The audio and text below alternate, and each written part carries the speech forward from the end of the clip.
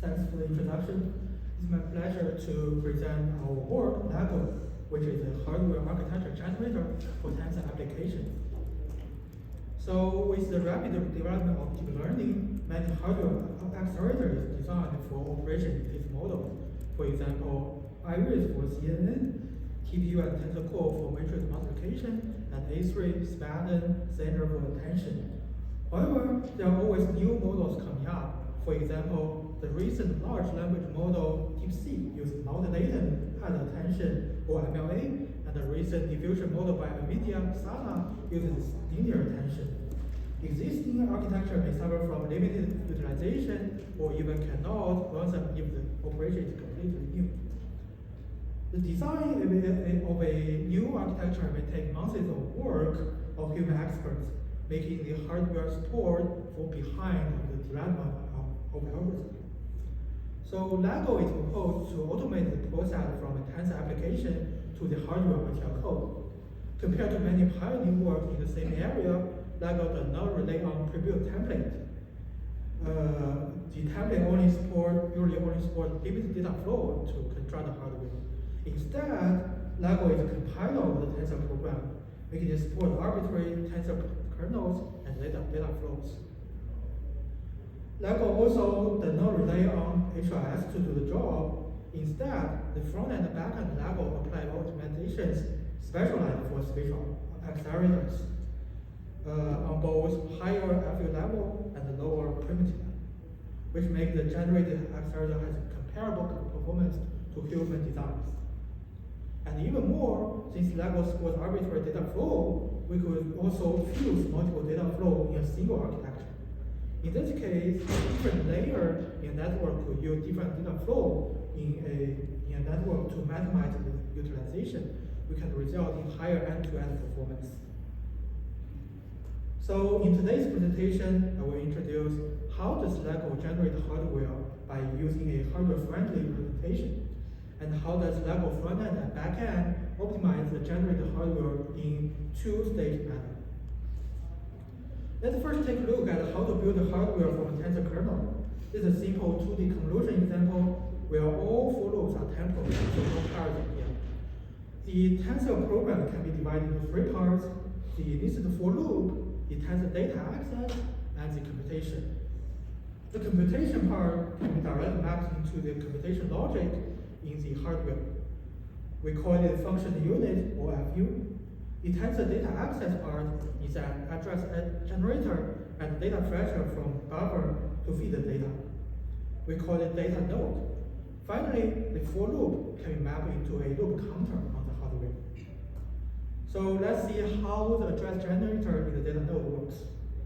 The address generator needs to map the loop index to the data index of the tensor. This can be represented as a matrix multiplication. And to calculate the address, we just need to multiply the data index by the stride of each dimension and add the base address. Overall, this is a fine transformation that maps from loop to data, and we call it data mapping. If we only need one single FU, store it here. However, LEGO is a spatial accelerator generator. We usually want an FU array to parallelize our work. So there will be a parallel for loop in our tensor program. For example, we could parallelize in OH dimension in this convolution to the convolution example. The actual loop index OH will become a combination of the temporal index TOH and the spatial index SOH. On the hardware, we need to feed the spatial index into the data node when generating the address. So we need another matrix multiplication to map the temporal index TOH and spatial index SOH into the loop index OH. Since this is related to the spatial data flow in the tensor program, we call this mapping as data flow mapping. Using data flow mapping and data mapping, we could represent the original tensor program in a form that is more friendly to hardware generation. So we could choose this as the input of our LEGO framework. Another question is that how does LEGO generate systolic rate? The answer is quite simple. We just need to delay the control signal of the loop counter. The computation of FU will be natively delayed correspondingly. So we add an actual term in LEGO's representation, the control flow, to to capture the delay of control signals. To summarize, LEGO uses data mapping and data flow mapping to represent the input tensor kernel and create a systolic array by shifting the control signals. So we could already build the FU array using representation. However, there are many redundant units in the generated hardware. For example, the two loop counters in these two FUs share the same input, and the output of the loop counter will be exactly the same. So we could use interconnection between FUs to reuse same data and eliminate the redundant part. In this example, we could reuse output of loop counter of FU0 and forward to FU1. We could save one loop counter here. Additionally, if we could find out that the data loaded by the data node will be the same, we could further eliminate the data node by reusing the tensor data. So the key part of LEGO's front end is to build interconnection between FUs and save this redundant logic. So there are basically two types of FU connections. If two FUs use the same data at the same time, we could broadcast the data between them, or reduce if it is output. This is a direct connection. And if we use the same data with a fixed delay D, we could use a FIFO depth D to store and forward the data. This is a delay connection. Using mapping we described before, which I need to compare the data index D when changing the spatial and temporal index to check if there is data reuse between two FUs.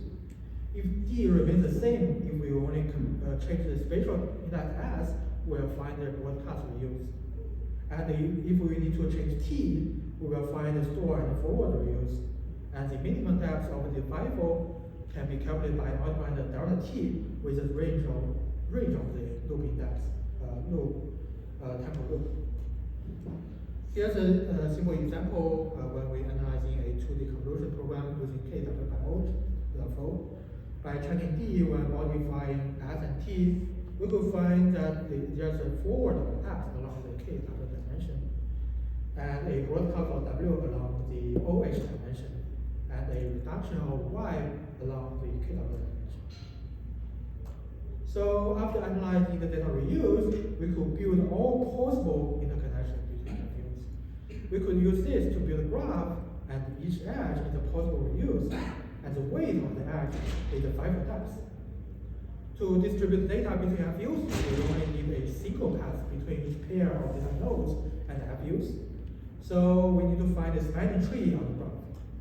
Meanwhile, we want to minimize the number of loops, since each loop corresponds to a data node with actual address generation logic and a buffer interconnect. So we want to minimize and we also want to minimize the FIFO size. So we want to minimize the overall sum of weight. So we could formulate the problem as a minimum spanning tree problem, and it could be solved by a directed minimum spanning tree. Also, since we want LEGO to support fusion of multiple data flows, we want to minimize the overall cost of the hardware. Here, we want to optimize the number of data nodes and direct connection between FUs. So the candidates of direct connections we found when we were analyzing the data reuse will group FU into multiple chains.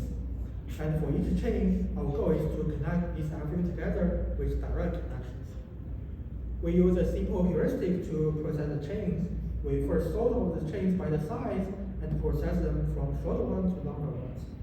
Then when we process the longer chain, we could try to reuse the connection built by the short chain. So in this example, the heuristic could achieve better results compared to direct merge of these MSTs. So in summary, the goal of LEGO frontend is to reduce the cost of data nodes by building interconnections. And then we reduce the cost of interconnection by finding low-cost ones using MSTs and reuse direct connections and fusing multiple data flows. So as you can see, previous optimization in LEGO frontend are higher level ones, which view FUs and data nodes as basic primitives. However, the FU and data nodes as complex inner logic, and the actual hardware consists of simple low-level primitives, like adders, multipliers, buffers.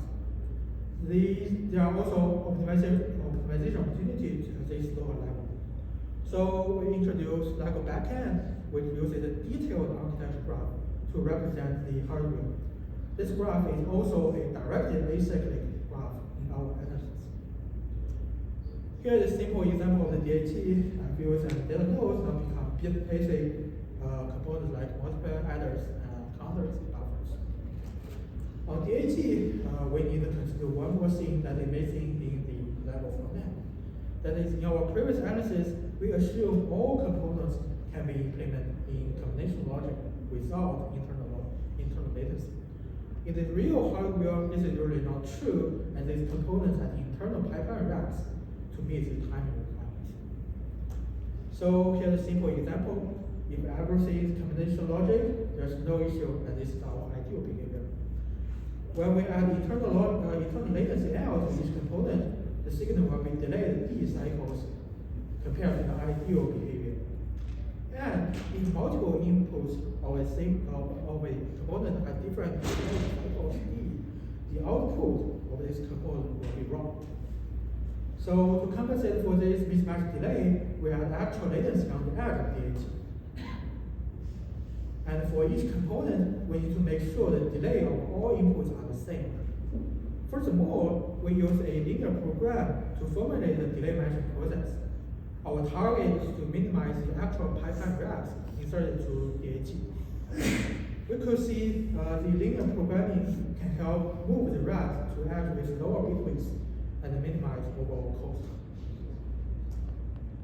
Another observation is that we could also convert the broadcast connection to forward connection and save some racks. This gives us a hint that we could do something special for broadcast connection in the linear program. So here we modify the code function of the broadcast connection to the maximum of all actual latency instead of some of them. This will encourage the linear programming to put racks to those broadcast ones and enjoy the savings when we convert broadcast to forward. Lego backend also extract the reduction logic and convert it to a single reducer block. This can enable other optimizations, and the reducer can later be converted to a reduction tree, saving the usage of pipeline racks. A typical optimization based on the extraction of the reduction logic is pin reusing. Since Lego supports the future of multiple data flows, not all pins of the reduction logic is used at the same time. We could analyze the pin usage, and remap the pin to reduce the size of reduction logic. And they also reduce the pipeline racks since the logic levels is reduced. To summarize, the key difference on the DAT is that we have non-zero latencies on the hardware, and we need to insert pipeline racks to match delay. So optimizing the usage of racks becomes the main goal of Lego backend. So here comes the evaluation part. We compare Lego with Gemini, a template-based hardware generator. We build a single architecture with few data flows and tested on multiple neural network flows. Lego achieved over 3.2 times speed up and 2.4 times energy savings compared to Gemini. Notably, Lego achieved much higher performance on MobileNet V2 since the fused data flow could better support the depth-first convolution in MobileNet V2 network. And we also evaluate the contribution of Lego backend by testing multiple different tensor kernels, including Zhang, attention, and TDKRP. We achieved overall 1.5 times error saving and 1.4 times energy savings compared to a naive backend with only delay matching enabled. Notably, the architectures with a few data flow benefit more from the backend implementations. We also compare Lego generated array with human designs with the same size, the same spatial data flow, and the same buffer size. We could see that Lego generated architecture is compared to the area and power is comparable to the human designs. And also compared to the previous HPCA solution Soda, Lego generated architecture has a much higher performance with comparable error consumption. And compared to another HPCA-based work, PhotoSA, LEGO is much less large and flip-flops on HPCA. These resources are used by the control logics and LEGO's reuse analysis with reduced overhead. So in conclusion, we build LEGO as an automatic solution from Tensor kernels to RTL code. By using multiple levels of optimizations, LEGO achieves a comparable performance to human design and has lower overhead to previous HRS-based solutions. And we also achieve better performance compared to template-based solution Gemini, achieving 3.2 times speed up and 1.4 times efficiency. We are currently working on the code cleaning of LEGO, so we will release the code very soon. And thank you.